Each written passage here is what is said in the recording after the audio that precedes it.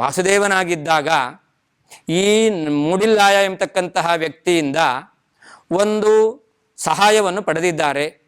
ಆದರೆ ಮಹಾತ್ಮರಿದ್ದಾರಲ್ಲ, ಅವರು ಒಬ್ಬರಿಂದ ಸಹಾಯವನ್ನು ಪಡೆದರೆ ಅದನ್ನು ಯಾವತ್ತೂ ಅವರು ಇಟ್ಕೊಳ್ಳೋದಿಲ್ಲ.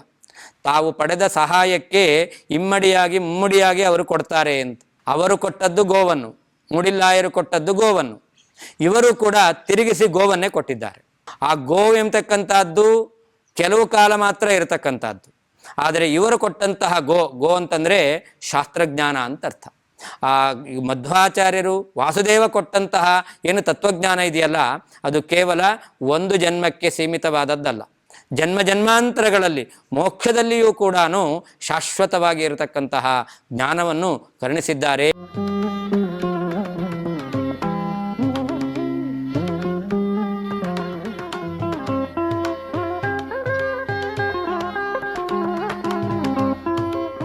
ತಪಸ್ವಾಧ್ಯಾಯ ಶುಶ್ರೂಷಾ ಕೃಷ್ಣಪೂಜಾ ರತಂ ಮುನಿಂ ವಿಶ್ವೇಶಮಿಷ್ಟದಂ ವಂದೇ ಪರಿವ್ರಾಟ್ ಚಕ್ರವರ್ತಿನಂ. ಶ್ರೀ ಗುರುಭ್ಯೋ ನಮಃ. ಕಾಂತಾಯ ಕಲ್ಯಾಣ ಗುಣೈಕಧಾಮ್ನೇ ನವದ್ಯುನಾಥ ಪ್ರತಿಮಪ್ರಭಾಯ ನಾರಾಯಣಾಯಾಖಿಲಕಾರಣಾಯ ಶ್ರೀ ಪ್ರಾಣನಾಥಾಯ ನಮಸ್ಕರೋಮಿ. ಅನಾಕುಲಂ ಗೋಕುಲಮುಲ್ಲಲಾಸ ಯತ್ಪಾಲಿತಂ ನಿತ್ಯಮನಾವಿಲಾತ್ಮ ತಸ್ಮೈ ನಮೋ ನೀರದ ನೀಲಭಾಸೆ ಕೃಷ್ಣಾಯ ಕೃಷ್ಣಾರಮಣಪ್ರಿಯಾಯ. ಅಪಿತ್ರಿಲೋಕ್ಯ ಬಹಿರುಲ್ಲಸಂತಿ ತಮೋಹರಂತಿ ಮುಹುರಾಂತರಂಚ ದಿಶ್ಯಾದೃಶಂ ನೋ ವಿಶದಾಂ ಜಯಂತಿ ಮಧ್ವಸ್ಯ ಕೀರ್ತಿರ್ದಿನನಾಥ ದೀಪ್ತಿಂ. ಮಧ್ಯಗೇಹ ಭಟ್ಟರು ತಮಗೆ ಹುಟ್ಟಿದ, ಅಥವಾ ಶಾಸ್ತ್ರದ ರೀತಿಯಲ್ಲಿ ಹೇಳಬೇಕು ಅಂತಂದರೆ ಭೂಮಿಯಲ್ಲಿ ಅವತಾರ ಮಾಡಿದ ಆ ಮಗುವಿಗೆ ವಾಸುದೇವ ಅಂತ ನಾಮಕರಣ ಮಾಡಿದ್ದಾರೆ. ಮಗು ಮನೆಯಲ್ಲಿ ಬೆಳೀತಾ ಇದೆ. ಆದರೆ ಇವರ ಮನೆಯಲ್ಲಿ ಬಡತನ. ಮಗು ಬೆಳೀತಾ ಇರಬೇಕಾದರೆ ಅದಕ್ಕೆ ಹಾಲು ಕುಡಿಸ್ಲಿಕ್ಕೆ ಆ ಹಸು ಎಂಬತಕ್ಕಂಥದ್ದು ಅವ್ರ ಮನೆಯಲ್ಲಿ ಇರಲಿಲ್ವಂತೆ. ಈ ವಿಷಯ ಆ ಊರಿನಲ್ಲಿರ್ತಕ್ಕಂತಹ ಒಬ್ಬ ವ್ಯಕ್ತಿಗೆ, ಭಗವದ್ಭಕ್ತನಾದಂಥ ಒಬ್ಬ ವ್ಯಕ್ತಿಗೆ ತಿಳಿತಂತೆ. ಇವರ ಮನೆಯಲ್ಲಿ ಮಗು ಹುಟ್ಟಿದೆ, ಒಳ್ಳೆಯ ಸುಲಕ್ಷಣದಿಂದ ಇರತಕ್ಕಂಥ ಮಗು. ಪಾಪ ಆ ಮಗುವಿಗೆ ಬೆಳವಣಿಗೆಗೆ ಬೇಕಾದ ಆ ಹಸುವಿನ ಹಾಲಿಲ್ಲ ಎಂಬುದಾಗಿ ಪಾತುಂ ಪಯಾಂಸಿ ಶಿಶವೇ ಕಿಲಗೋಪ್ರದೋಸ್ಮೈ ಪೂರ್ವಾಲಯ ಸ್ವಸುತ ಸೂನುತಯ ಪ್ರಜಾತಃ ನಿರ್ವಾಣ ಹೇತುಮಲಭಿಷ್ಟ ಪರಾತ್ಮವಿದ್ಯಾಂ ದಾನಂ ಧ್ರುವಂ ಫಲತಿ ಪಾತ್ರಗುಣಾನುಕೂಲ್ಯಾತ್. ಮಧ್ಯಗೇಹ ಭಟ್ಟರಿಗೆ ಅವರ ಮಗುವಿಗೆ ಆ ಹಾಲಿನ ಅವಶ್ಯಕತೆ ಇದೆ. ಮಧ್ಯಗೇಹ ಭಟ್ಟರ ಮಗುವಿಗೆ ಹಾಲು ಕುಡಿಲಿಕ್ಕೋಸ್ಕರ ಗೋದಾನ ಮಾಡೋಣ ಎಂಬುದಾಗಿ ಆ ಗೋವನ್ನು ದಾನ ಮಾಡಿದ್ದಾರಂತೆ. ಆ ಗೋದಾನ ಮಾಡಿದ ಫಲದಿಂದ ಅವರು ಏನು ಪ್ರಯೋಜನವನ್ನು ಪಡೆದಿದ್ದಾರೆ ಅದನ್ನು ವರ್ಣನೆ ಮಾಡ್ತಾ ಇದ್ದಾರೆ. ಯಾರು ದಾನ ಮಾಡಿದವರು? ಪೂರ್ವಾಲಯ ಅಂತ ಕರೀತಾರೆ. ಮೂಡಿಲ್ಲಾಯ ಅಂತ ಅಂದರೆ ಮೂಡು ಅಂದರೆ ಪೂರ್ವ ದಿಕ್ಕಿನಲ್ಲಿ ಮನೆ ಉಳ್ಳವರು, ಅವರನ್ನು ಮೂಡಿಲ್ಲಾಯ ಅಂತ ಕರೀತಾರೆ. ಅದರಲ್ಲಿ ಸಂಸ್ಕೃತದಲ್ಲಿ ಪೂರ್ವಾಲಯ ಅಂತ ಕರೆದಿದ್ದಾರೆ. ಅವರು ಗೋದಾನವನ್ನು ಮಾಡಿದ್ದಾರೆ. ಈ ಗೋದಾನ ಮಾಡುವಂತಹ ಸಮಯ ಅದು ಸ್ವಲ್ಪ ಅವರಿಗೆ ವಯಸ್ಸಾಗಿತ್ತಂತೆ. ಅಂತಹ ಕಾಲದಲ್ಲಿ ಇವರು ಅವತಾರ ಮಾಡಿದ್ದು ಸರಿ, ಹೀಗೇ ದಾನ ಮಾಡಿಬಿಡೋಣ. ಶಾಸ್ತ್ರ ಹೇಳುತ್ತೆ, ಯದೇವ ಜಾಯತೆ ಶ್ರದ್ಧಾ ಪಾತ್ರಂ ಸಂಪ್ರಾಪ್ಯತೆ ಯದ ತದೇವ ಪುಣ್ಯಕಾಲಸ್ಯಾತಂತ. ಯಾವಾಗ ಕೊಡಬೇಕು ಅಂತ ಮನಸ್ಸು ಬಂತೋ, ಯೋಗ್ಯರಾಗಿರ್ತಕ್ಕಂತಹ ಸತ್ಪಾತ್ರರು ಸಿಕ್ಕಿದ್ದಾರೋ ದಾನ ಮಾಡಬೇಕು ಅಂತ.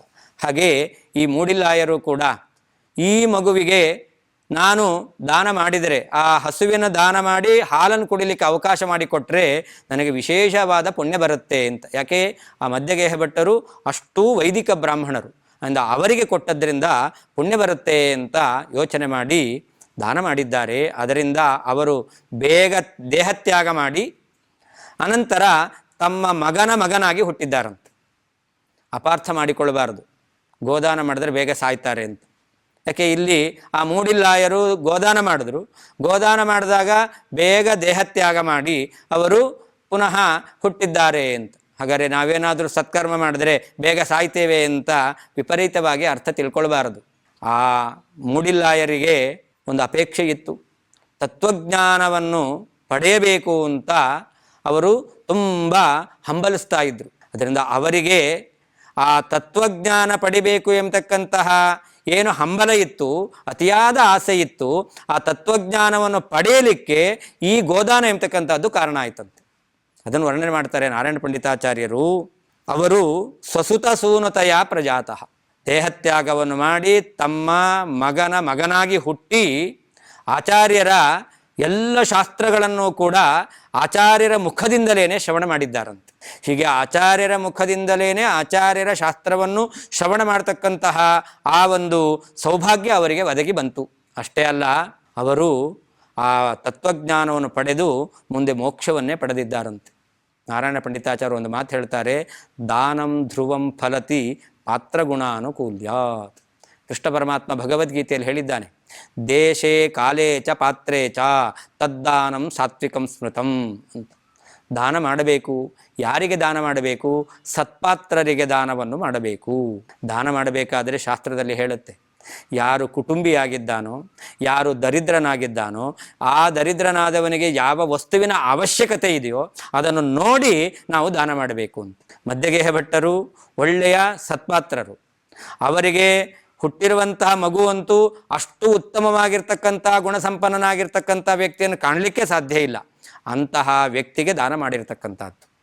ಅದು ಕೂಡ ಆ ಮಧ್ಯಗೇಹ ಭಟ್ಟರು ಬಡತನದಲ್ಲಿ ಇದ್ದವರು, ಅವರಿಗೆ ಆ ಗೋವಿನ ಅವಶ್ಯಕತೆ ಎಂಬತಕ್ಕಂಥದ್ದು ಇತ್ತು.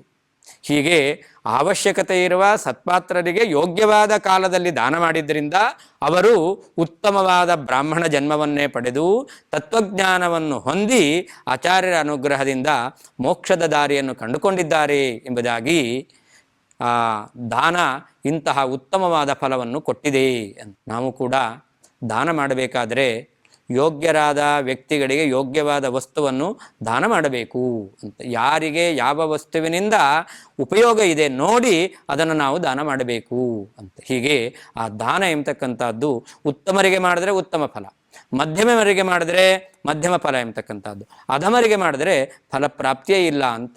ಅದರಿಂದ ದಾನ ಕೊಡೋದು ನಾವು ನಮ್ಮಲ್ಲಿ ಸಂಪತ್ತಿದೆ ಅಂತ ಕೊಡೋದಲ್ಲ, ಆ ದಾನದಿಂದಾಗಿ ನಮಗೆ ಒಳಿತಾಗಬೇಕು ಅಂತ ದಾನವನ್ನು ಮಾಡ್ತೇವೆ. ಹಾಗಾದರೆ ನಾವು ಮಾಡ್ತಕ್ಕಂತಹ ದಾನ ಯೋಗ್ಯರಾದವರಿಗೆ ಆಗಬೇಕು ಅನ್ನೋದನ್ನು ಇಲ್ಲಿ ನಿರೂಪಣೆ ಮಾಡಿದ್ದಾರೆ. ಅಷ್ಟೇ ಅಲ್ಲ, ನೋಡಿ, ಆ ಮಧ್ವಾಚಾರ್ಯರು ವಾಸುದೇವನಾಗಿದ್ದಾಗ ಈ ಮೂಡಿಲ್ಲಾಯ ಎಂಬತಕ್ಕಂತಹ ವ್ಯಕ್ತಿಯಿಂದ ಒಂದು ಸಹಾಯವನ್ನು ಪಡೆದಿದ್ದಾರೆ.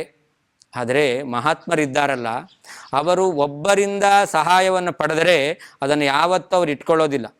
ತಾವು ಪಡೆದ ಸಹಾಯಕ್ಕೆ ಇಮ್ಮಡಿಯಾಗಿ ಮುಮ್ಮಡಿಯಾಗಿ ಅವರು ಕೊಡ್ತಾರೆ ಅಂತ. ಅವರು ಕೊಟ್ಟದ್ದು ಗೋವನ್ನು, ಮೂಡಿಲ್ಲಾಯರು ಕೊಟ್ಟದ್ದು ಗೋವನ್ನು, ಇವರು ಕೂಡ ತಿರುಗಿಸಿ ಗೋವನ್ನೇ ಕೊಟ್ಟಿದ್ದಾರೆ. ಆ ಗೋವು ಎಂಬತಕ್ಕಂಥದ್ದು ಕೆಲವು ಕಾಲ ಮಾತ್ರ ಇರತಕ್ಕಂಥದ್ದು.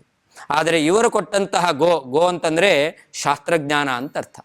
ಆ ಮಧ್ವಾಚಾರ್ಯರು ವಾಸುದೇವ ಕೊಟ್ಟಂತಹ ಏನು ತತ್ವಜ್ಞಾನ ಇದೆಯಲ್ಲ, ಅದು ಕೇವಲ ಒಂದು ಜನ್ಮಕ್ಕೆ ಸೀಮಿತವಾದದ್ದಲ್ಲ. ಜನ್ಮ ಜನ್ಮಾಂತರಗಳಲ್ಲಿ ಮೋಕ್ಷದಲ್ಲಿಯೂ ಕೂಡ ಶಾಶ್ವತವಾಗಿ ಇರತಕ್ಕಂತಹ ಜ್ಞಾನವನ್ನು ಕರುಣಿಸಿದ್ದಾರೆ. ಇದನ್ನೇ ಶಾಸ್ತ್ರ ಹೇಳುತ್ತೆ, ನ ದೇವತೋಷಣಂ ವೃಥಾ. ದೇವತೆಗಳನ್ನು ನಾವು ಸಂತೋಷಪಡಿಸಿದ್ದೇವೆ ಅಂತಂದರೆ ವ್ಯರ್ಥ ಆಗೋದೇ ಇಲ್ಲ, ಅದು ನಮಗೆ ವಿಶಿಷ್ಟವಾದ ಅರ್ಥವನ್ನೇ ಕೊಡುತ್ತೆ, ಪುರುಷಾರ್ಥವನ್ನೇ ಕೊಡುತ್ತೆ ಅಂತ. ಆ ಮೂಡಿಲ್ಲಾಯರು ದೇವೋತ್ತಮರಾಗಿರ್ತಕ್ಕಂಥ ವಾಯುದೇವರಿಗೆ ದಾನವನ್ನು ಮಾಡಿದ್ದಾರೆ. ಅದರ ಫಲವಾಗಿ ಉತ್ತಮ ಜ್ಞಾನವನ್ನು ಪಡೆದಿದ್ದಾರೆ ಎಂಬುದಾಗಿ ಸಂದೇಶವನ್ನು ನೀಡಿದ್ದಾರೆ. ಅಷ್ಟೇ ಅಲ್ಲ, ನಮಗೂ ಒಂದು ಸಂದೇಶದ ಜೊತೆಯಲ್ಲಿ ಆ ದಾನದ ಫಲ ಏನು ಅದನ್ನು ನಿರೂಪಣೆ ಮಾಡಿದ್ದಾರೆ. ಮುಂದೆ ಮಗು ಬೆಳೆದ ಮೇಲೆ ಬಹಿರ್ನಿಷ್ಕ್ರಮಣ ಅಂತ ಇನ್ನೊಂದು ಸಂಸ್ಕಾರ, ಅದನ್ನು ಮಾಡಿದ್ದಾರೆ ಅಂತ ವರ್ಣನೆ ಮಾಡ್ತಾ ಇದ್ದಾರೆ. ಅತ್ರಸ್ತಮೇವ ಸತತಂ ಪರಿಫುಲ್ಲ ಚಕ್ಷುಃ ಕಾಂತ್ಯಾ ವಿಡಂಬಿತನವೇಂದು ಜಗತ್ಯನರ್ಘ್ಯಂ ತತ್ಪುತ್ರ ರತ್ನಮುಪಗೃಹ್ಯ ಕದಾಚಿದಾಪ್ತಃ ಸ್ವಸ್ವಾಮಿನೇ ಬುಧ ಉಪಾಯನಮಾರ್ಪಯತ್ ಸಹ. ಮಗುವನ್ನು ಬಹಿರ್ನಿಷ್ಕ್ರಮಣ ಅಂತ ಮನೆಯಿಂದ ಹೊರಗೆ ಕರ್ಕೊಂಡು ಬರೋದು ಅಂತ 3 ತಿಂಗಳ ಕಾಲದಲ್ಲಿ, ಮಗುವಿಗೆ 3 ತಿಂಗಳಾದಾಗ ಮಾಡ್ತಕ್ಕಂಥದ್ದು. ಆ ಸಂದರ್ಭದಲ್ಲಿ ಕೃಷ್ಣ ಪರಮಾತ್ಮನೂ ಕೂಡ ಆ ಶಕಟಾಸುರನನ್ನು ಸಂಹಾರ ಮಾಡಿದಂತಹ ವಿಷಯವನ್ನು ಭಾಗವತದಲ್ಲಿ ಕೇಳ್ತೇವೆ. ಹಾಗೆ ಈ ಮಗುವಿಗೂ ಕೂಡ ಆ ಬಹಿರ್ನಿಷ್ಕ್ರಮಣ ಸಂಸ್ಕಾರವನ್ನು ಮಾಡಬೇಕು ಎಂಬುದಾಗಿ ಪಾಜಕದಿಂದ ಇವರು ಉಡುಪಿಗೆ ಕರ್ಕೊಂಡು ಬಂದಿದ್ದಾರಂತೆ. ಇಲ್ಲಿಯೂ ಕೂಡ ಒಂದು ಸಂದೇಶವನ್ನು ನಮಗೆ ನೀಡುತ್ತಾ ಇದ್ದಾರೆ. ಬುಧಃ ಉಪಾಯನಂ ಅರ್ಪಯತ್. ಭಗವಂತನಿಗೆ ಆ ಮಗುವನ್ನು ಉಡುಗೊರೆಯನ್ನಾಗಿ ಕೊಟ್ಟಿದ್ದಾನಂತೆ, ಬಹುಮಾನವನ್ನಾಗಿ ಕೊಟ್ಟಿದ್ದಾರೆ. ಇವತ್ತು ಕೂಡ ಹಳ್ಳಿ ಕಡೆಯಲ್ಲಿ ಭೂಮಿಯಲ್ಲಿ ಬೆಳೆಯನ್ನು ಬೆಳೀತಾರೆ. ಯಾವಾಗ ಆ ಭೂಮಿಯಲ್ಲಿ ಮೊದಲು ಫಸಲು ಬಂತೋ ಆಗ ಮೊದಲು ಅದನ್ನು ದೇವರಿಗೆ ಅರ್ಪಣೆ ಮಾಡಿ ಅನಂತರದಲ್ಲಿ ಅವರು ಅದನ್ನು ಮಾರ್ಕೆಟಿಂಗ್ ಮಾಡೋದು ಅಂತ ನೋಡ್ತೇವೆ. ಹಾಗಾದರೆ ದೇವರು ಏನು ಕೊಟ್ಟಿರ್ತಾನೋ ಅದನ್ನು ಮೊದಲು ದೇವರಿಗೆ ಅರ್ಪಣೆ ಮಾಡಬೇಕು ಎಂಬತಕ್ಕಂಥದ್ದು ಇವತ್ತು ಕೂಡ ಕೃಷಿಕರಲ್ಲಿ ಆ ಸಂಪ್ರದಾಯ ಎಂಬತಕ್ಕಂಥದ್ದು ಬೆಳೆದುಕೊಂಡು ಬಂದಿದೆ. ಹಾಗಾದರೆ ನಾವು ಬೆಳೆದದ್ದಲ್ಲ, ದೇವರು ಕೊಟ್ಟದ್ದು ಎಂಬತಕ್ಕಂಥ ಭಾವನೆ. ಕಾಲಕಾಲಕ್ಕೆ ಮಳೆಯನ್ನು ಭಗವಂತ ಸುರಿಸಿದ್ದಾನೆ, ಆ ಭೂಮಿಯಲ್ಲಿ ಬೇಕಾಗಿರ್ತಕ್ಕಂಥ ಪಕ್ವತೆಯನ್ನು ಉಂಟು ಮಾಡಿದ್ದಾನೆ, ಆದ್ದರಿಂದ ನಾವು ಬೆಳೆ ಬೆಳಿಲಿಕ್ಕಾಯಿತು ಅಂತ ದೈವ ಅನುಗ್ರಹವನ್ನು ಚಿಂತನೆ ಮಾಡ್ತಾರೆ. ಹಾಗೆ ಮಧ್ಯಗೇಹ ಭಟ್ಟರು ಕೂಡ ನನಗೆ ಪುತ್ರೋತ್ಸವ ಆಗಿದೆ, ಆ ಭಗವಂತ ಕೊಟ್ಟಂತಹ ಮಗು, ಅದರಿಂದ ಏನೇ ಕೊಟ್ಟರೂ ಕೂಡ ಮೊದಲು ಅದನ್ನು ಭಗವಂತನಿಗೆ ಅರ್ಪಣೆ ಮಾಡಬೇಕು ಎಂಬುದಾಗಿ ಒಂದು ಸಂದೇಶವನ್ನು ಕೊಟ್ಟಿದ್ದಾರೆ. ನಾವು ಕೂಡ ಮನೆಯಲ್ಲಿ ಅಂಗಡಿಯಿಂದನೇ ತರಬಹುದು, ಆದರೆ ಏನೇ ಪದಾರ್ಥಗಳನ್ನು ನಮಗೆ ಅಂತ ನಾವು ತರ್ತೇವಲ್ಲ, ಈ ಮಗು ತಮಗೆ ಅಂತಲೇ ಪಡೆದದ್ದು, ಆದರೆ ತಮಗೆ ಅಂತ ಪಡೆದಿದ್ರೂ ಕೂಡ ಅವರು ಅದನ್ನು ಮೊದಲು ಭಗವಂತನಿಗೆ ಅರ್ಪಣೆ ಮಾಡಿದ್ದಾರೆ. ಹಾಗೆ ನಾವು ಕೂಡ ನಮಗೆ ಬೇಕು ಅಂತ ಹೊಸ ಬಟ್ಟೆಯನ್ನು ತಂದಿರಬಹುದು, ಆಭರಣಗಳನ್ನು ತರಬಹುದು, ಬೇರೆ ವಸ್ತುಗಳನ್ನು ತರಬಹುದು, ತಿನ್ನುವಂಥ ಪದಾರ್ಥಗಳನ್ನು ತರಬಹುದು, ಎಲ್ಲವನ್ನೂ ಕೂಡ ಮೊದಲು ಭಗವಂತನಿಗೆ ಅರ್ಪಣೆ ಮಾಡಬೇಕು. ಭಗವಂತನಿಗೆ ಅರ್ಪಣೆ ಮಾಡಿ ಅನಂತರದಲ್ಲಿ ನಾವು ಸ್ವೀಕಾರ ಮಾಡಬೇಕು. ಎಲ್ಲವನ್ನೂ ಭಗವಂತನ ಪ್ರಸಾದ ಅಂತ ಸ್ವೀಕಾರ ಮಾಡಬೇಕು.